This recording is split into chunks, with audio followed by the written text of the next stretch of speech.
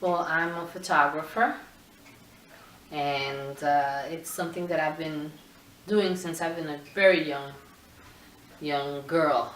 I've always loved photography, and it's something that I've practiced basically almost all my life. But I would say that it was more in my late 20s into my 30s that I realized how I can use photography as a tool for research, documentation of that, things of that nature.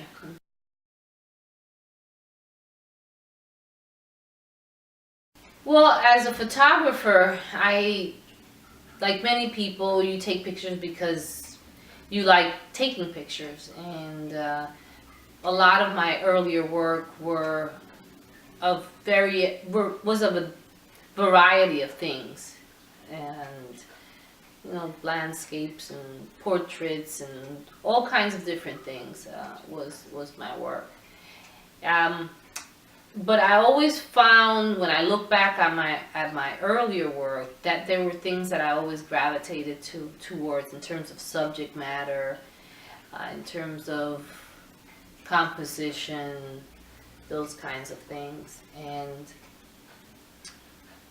here in Philadelphia is when I started to develop the sense of photography and trying to tell a story through pictures. That's when I started, here in Philadelphia is when I started to work on that and to think about that as a visual artist. How through pictures I can actually tell stories. And it was in 2000, actually, my last two projects, which I think were really projects around community and community building, and also leaders in the community, was a project that I did in 2006 called Laboring Hands, Manos Labradoras, which was around a group of Puerto Rican women that did practice horticulture, practice cooking, culinary skills, and it was they were like a small collective of women that worked together and did that. And I felt that was really important because in my family, my mother and my grandmother, especially my grandmother and my elders, cooked for a living and used a lot of herbs and in their lives, in their daily lives. So this project for me was really important to highlight those traditions, those practices. And then in my latest project, which is still a work in progress, was in 2011, which was around Afrolatinos in Philadelphia, and documenting their stories, their lives, and their contributions in Philadelphia. So those two have been my last major projects that I worked in.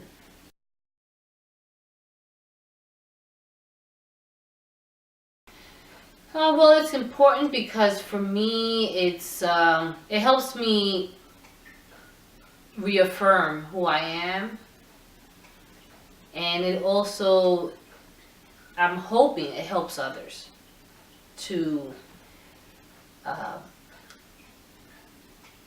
see themselves as positive individuals in their community, and that they have something to contribute, and that they're important, and it's important for me because I, as an Afro-Latina, have gone through a lot of situations of racism since I've been a very young girl, and many other people have gone through that as well. And especially in the Latino culture,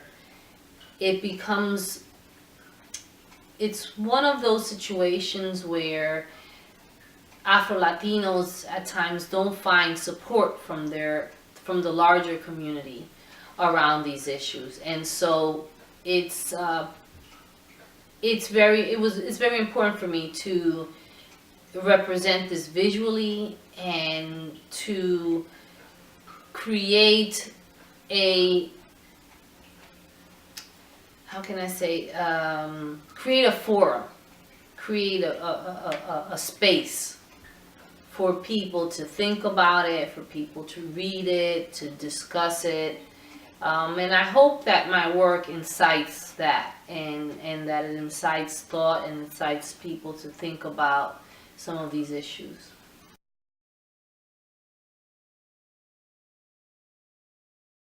I think photography chose me. Because as I said earlier, I have pictures of me. I'm less than 2 years old holding a camera, and I think it comes from my dad. My dad is an amateur photographer, and when he was in the Navy, he had a camera and he took thousands of pictures. And then growing up, I was born in Long Island, although my parents are Puerto Rican, and I lived and I was raised in Puerto Rico, but I was born in Long Island. And my father had a Polaroid camera, and there were so many pictures of me from since I was a small child, baby, to, and I was surrounded by that. And also my dad was the first person to give me my first 35 millimeter camera when I graduated from high school. All along I had all these small Kodak, as you see I have here, my collection of cameras. Actually, maybe one or two of them are original. This is one of the cameras that I used to use. And I have so many pictures with this little camera here. But then when I graduated from high school, he gave me my first 35 millimeter camera. And that opened a whole world for me. So I did that. I never studied photography as a major. I actually did study photography. Let me backtrack. I was granted a scholarship for 2 years to study at the Arts League in Puerto Rico. And I did that. And then when I came to Philadelphia, I did courses here and there. I did take one course, a photography course, a basic photography course at the college level when I was at the University of Puerto Rico. And that's where I learned how to do black and white and develop film and print. But other than that, most of my work has been self-taught. I'm a self-taught photographer and have read a lot about photography and just study other people's work and then kind of develop my own. So yeah.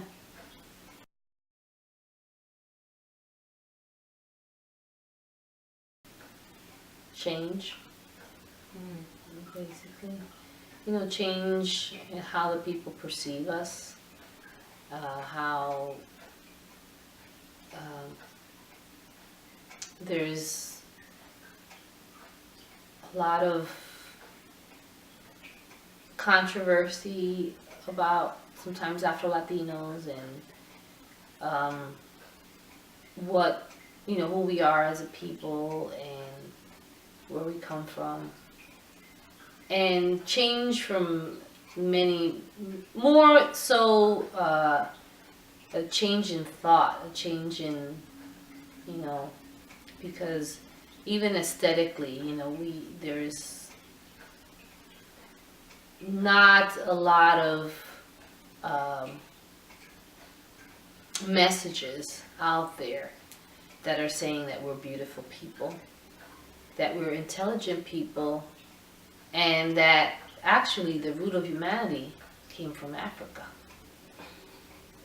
No, sure. There's not enough to promote that. And African people, or people from African descent, have unfortunately, many of us, including myself in many respects, have adopted, have been acculturated, have assimilated this notion, an aesthetic notion of who we are from a European point of view.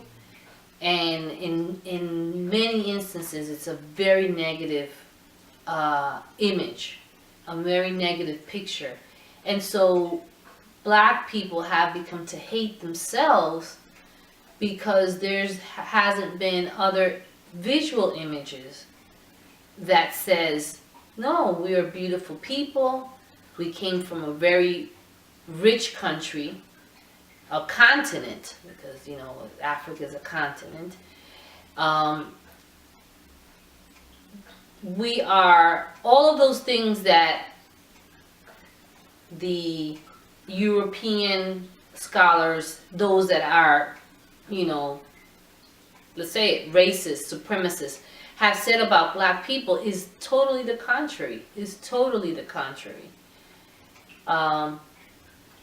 It's just that there hasn't been enough of, I think, there are, but there hasn't been enough work out there to visually, especially visual icons and in the media that we read about us as people who are very intelligent